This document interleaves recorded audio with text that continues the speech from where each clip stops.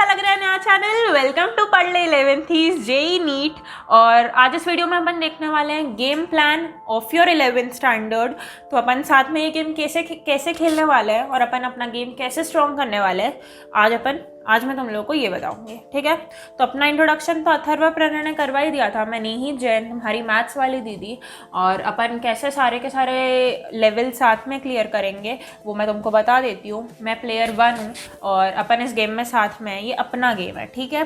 तो सबसे पहले तो स्टार्ट करने से पहले तुमने सब्सक्राइब कर दिया होगा क्योंकि अपन पूरे साल साथ में खेलने वाले हैं।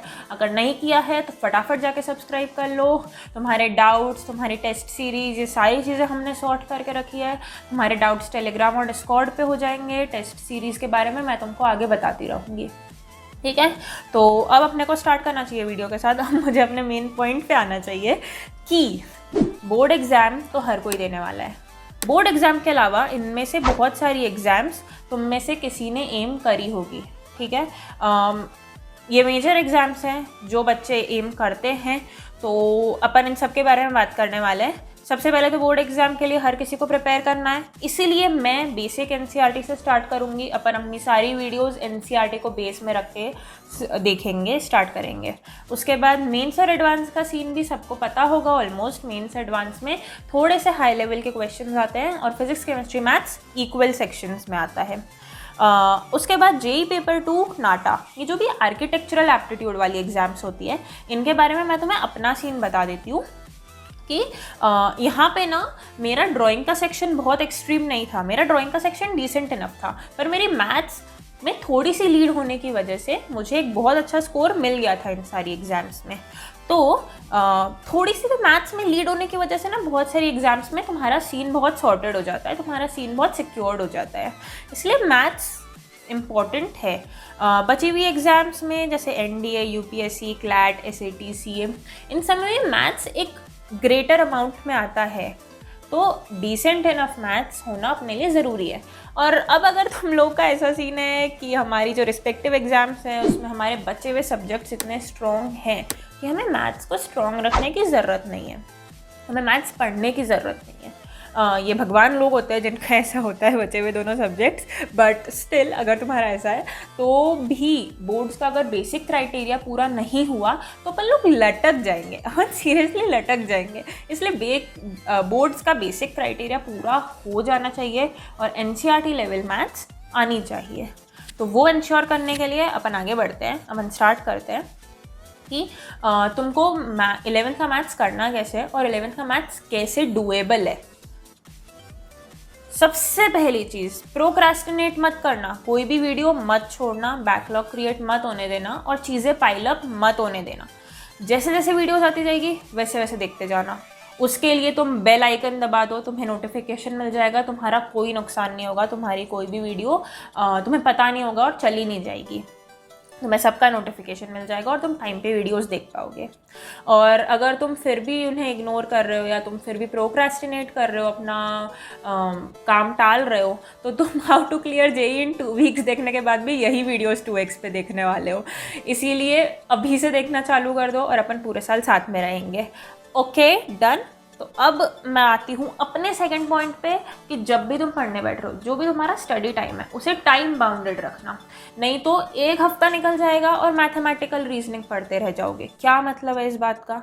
इसीलिए जो भी तुम कर रहे हो उसका हिसाब किताब होना चाहिए, तुम्हारे टाइम का हिसाब किताब होना चाहिए तुम्हारे पास। तुम जो पढ़ रहे हो वो उस टाइम के वर्थ इट है या नहीं है, और तुम्हें उस चीज़ को उतना टाइम देना भी चाहिए या नहीं देना चाहिए। तुम किसी चीज़ को ज़्यादा टाइम तो नहीं दे रहे हो क्योंकि बहुत वास्ट सिलेबस है। 10th से 11th में चीज़ें बढ़ गई हैं, तो तुम्हें उन्हें मैनेज करते आना चाहिए। तुम ये अफोर्ड नहीं कर सकते कि आज तुमने जो टॉपिक पढ़ा वो 3 महीने बाद तुमको फिर से बैक टू स्क्वायर 1 आके पढ़ना पड़ रहा है। तो इसीलिए थर्ड चीज़ कि रिवीजन बहुत सिस्टमैटिक होना चाहिए। रिवीजन सिस्टमैटिक होगा तो कभी भी अपने को कोई चैप्टर स्टार्टिंग से फिर से नहीं पढ़ना पड़ेगा। तुम उसे थोड़े थोड़े दिन में पॉलिश करते जाना और तुम्हारा वो चैप्टर हमेशा रेडी रहेगा। अब रिवीजन सिस्टमैटिक कैसे कर सकते हैं? रिवीजन सिस्टमैटिक करने के लिए तुम लोग बहुत सारी चीज़ें कर सकते हो, जो भी तुम्हें सूटेबल लगे। शॉर्ट नोट्स बना के रिवाइज़ करना, या फिर जो भी क्वेश्चंस तुमने सॉल्व किए हैं उसमें तुम्हें जो भी स्टार मार्क्ड क्वेश्चंस रखे हो, तो जो भी तुम्हारे अच्छे लेवल के क्वेश्चंस हैं उन्हें तुमने स्टार मार्क किया हो, वो वाले क्वेश्चंस को फिर से करना, या फिर तुमने जो नोट्स बनाए हैं अपने हैंड रिटन नोट्स, खुद के नोट्स को फिर से पूरा पढ़ना। जो भी तुम्हारा रिविजन का तरीका तुम्हें सबसे फ्रूटफुल लगता है वो लेना, लेकिन रिविजन फ्रूटफुल होना चाहिए, रिविजन इफेक्टिव होना चाहिए, ये तुम लोग इंश्योर कर लेना। क्योंकि अगर रिविजन इफेक्टिव नहीं होगा तो तुम्हारा बहुत टाइम वेस्ट हो जाएगा, तुम्हें वही टॉपिक फिर से आकर पढ़ना पड़ेगा, ठीक है। तो वो अपने को नहीं होने देना है। अब देखो, तुम्हारा संडे भी मंडे है, तुम्हारा ट्यूसडे भी संडे है, हर दिन अपनी छुट्टी चल रही है। आराम से 7-8 घंटे सोने के बाद, खाने पीने के बाद, जो भी अपना टाइम बचता है उसमें जो भी तुम्हारा पढ़ने का शेड्यूल है, रात को 3 बजे पढ़ रहे हो या सुबह 7 बजे पढ़ रहे हो, तुम जो भी कर रहे हो अभी के लिए 7 दिन वो चीज़ कंसिस्टेंट रखना। तो तुम जो भी करो एक रियलिस्टिक, डिसेंट और रीजनेबल शेड्यूल को रेगुलर रखना, बस कंसिस्टेंट रहना, ठीक है। अब ये सारी चीज़ें करते हुए अपने को लेकर क्या बैठना है, अपने को करना क्या है, मैं उस पे आती हूँ। और ये 2-3 चीज़ें आगे की बात है, पर जब भी तुम कुछ भी पेपर्स दो या तुम्हारी टेस्ट सीरीज़ के तुम्हें सॉल्यूशंस मिले तो उसके स्कोर अभी मैटर नहीं करते हैं, तुम्हारा फाइनल स्कोर जज होने वाला है। अभी तुम्हें ये देखना है कि तुमने क्या गलत किया और तुमने वो क्यों गलत किया, और तुम्हें सॉल्यूशन से सीखना है। अभी तुम पेपर एनालाइज करोगे, अभी तुम अपना पेपर, अपना स्कोर जज नहीं करोगे, ठीक है। और दूसरी चीज़, जो भी करिकुलम चलता है, चीज़ें पोस्टपोन होती है, नहीं होती है, लॉकडाउन एक्सटेंड होता है, नहीं होता है, खैर अभी तो तुमने बस स्टार्ट किया है, लेकिन फिर भी जो भी करिकुलम चलता है, irrespective of that your job is to study. तो तुम लोग अपने साइड का काम करके रखना, तुम लोग अपनी प्रिपरेशन पूरी रखना, तुम लोग खुद पूरे पेपर्स के लिए प्रिपेयर्ड रहना, ठीक है। बाकी सीन फिर सॉर्टेड रहेगा। अब अपने को क्या लेकर बैठना है मैं वो डिस्कस करती हूँ।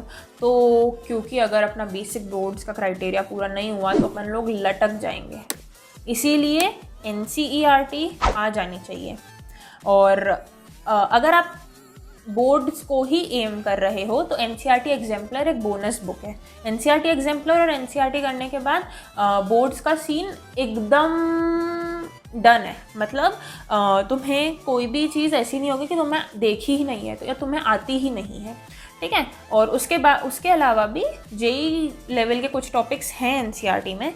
NCERT की प्रोबेबिलिटी, कोऑर्डिनेट ज्योमेट्री और कैलकुलस, जिसमें कैलकुलस 12th का टॉपिक है तो उसे अभी साइडलाइन कर देते हैं। प्रोबेबिलिटी और कोऑर्डिनेट ज्योमेट्री, ये दोनों चीज़ें कि इन दोनों चैप्टर्स की मिसलेनियस एक्सरसाइज तुम JEE के लिए भी कंसिडर कर लेना, ठीक है। वो अच्छी लेवल की एक्सरसाइज है। अब अगर ऐसा सीन है कि तुम्हें टॉपिक्स मिक्सअप होने से दिक्कत हो रही है या तुम्हें टॉपिक वाइज क्लैरिटी चाहिए, तुम्हें कॉन्सेप्ट एक चीज़ का बनाना है, तुम्हें चीज़ें मिक्सअप नहीं करनी है, तो RD शर्मा में बहुत सॉलिड एग्जाम्पल्स हैं। और RD शर्मा में डिटेल्ड चीज़ें, मतलब कॉन्सेप्ट बिल्डिंग तुम्हारी RD शर्मा यूज़ करने से बहुत अच्छी हो जाएगी, ठीक है।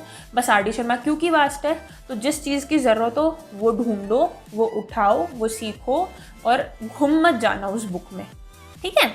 अब अपन आते हैं JEE लेवल प्रिपरेशन पे। तो JEE level preparation Cengage, RS Agarwal, Arihant production की series and specifically talking about trigonometry and coordinate geometry SL Loney, ये बुक्स अच्छे एग्जाम्पल्स देती हैं। ये बुक्स JEE लेवल की प्रिपरेशन के लिए ओरिएंटेड है और इनमें तुम्हें लेवल भी अच्छा मिल जाएगा, मतलब इससे तुम JEE की प्रिपरेशन कर सकते हो। बट किन्हीं भी कॉम्पिटिटिव एग्जाम्स के जो प्रीवियस ईयर क्वेश्चन पेपर्स होते हैं वो सबसे रियल टेस्ट देते हैं। वो तुम्हें ज़्यादा डिफ़िकल्ट चीज़ें नहीं देंगे, वो तुम्हें वही डिफ़िकल्टी देंगे जिसकी तुम्हें आदत होनी चाहिए। इसलिए प्रीवियस ईयर पेपर्स को वेस्ट मत होने देना। प्रीवियस ईयर क्वेश्चंस को जब तुम एकदम सिंसियर अटेम्प्ट करने बैठ रहे हो, जब तुम बहुत सिंसियरली प्रिपेयर करने बैठ रहे हो और जब तुम्हें बहुत सिंसियर प्रैक्टिस की ज़रूरत है, तो तुम उन पेपर्स को उठाना, तो तुम उन क्वेश्चंस को उठाना और उन्हें वेस्ट मत करना, उन्हें वेस्ट बिल्कुल मत करना। और उसके बाद भी 2 या 3 पेपर्स बचा लेना पिछले साल के, जिन्हें तुम एकदम आखिरी में जब सेल्फ एवेल्युएशन के लिए यूज़ करोगे तो वो तुम्हें अनटच्ड मिलेंगे, उसका एक भी क्वेश्चन तुम्हें पहले से देखा हुआ नहीं होगा।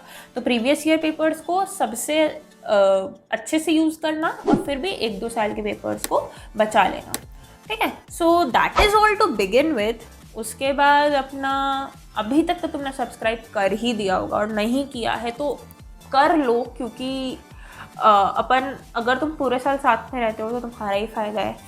अपन बहुत इजीली बहुत अच्छे से ऐसे निकाल लेंगे, ठीक है। तो अपन अपना गेम ऐसे स्ट्रॉन्ग कर सकते हैं, अगर इन सारी चीज़ों का तुमने ध्यान रख लिया तो अपना गेम बहुत स्ट्रॉन्ग है ना। अपन बहुत आराम से चीज़ें कर लेंगे, बस अपने को साथ में रहना है और अपने को इन सारी बातों का ध्यान रखना है। Okay, so see you, good day, take care.